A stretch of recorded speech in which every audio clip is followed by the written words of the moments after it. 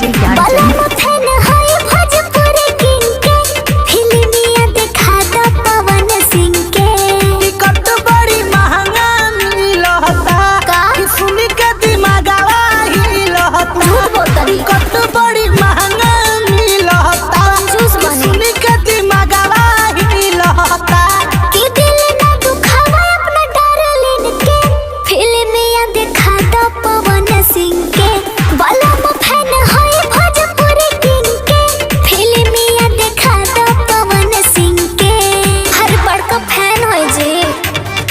DJ Gyanchand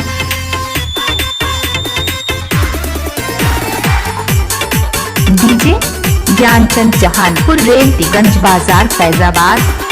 पापा बड़ी खिसी आई है भैया बड़ी गौरी आई है पापा बड़ी खिसी आई है भैया बड़ी गौरी आई है दीवानी है उनका कटिंग के फिल्मिया दिखा दो पवन सिंह के बलम फैन है भोजपुरी किंग के फिल्मिया दिखा दो पवन सिंह के सही कहा तनी जी।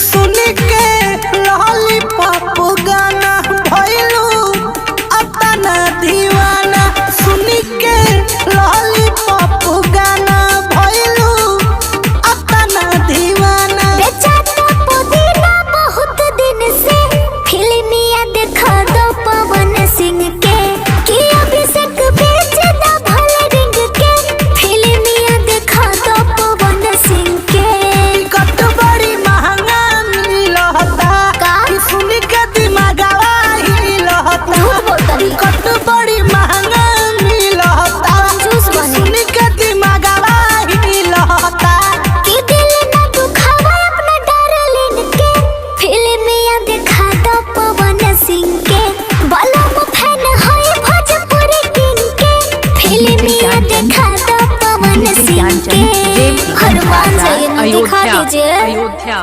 फैजाबाद।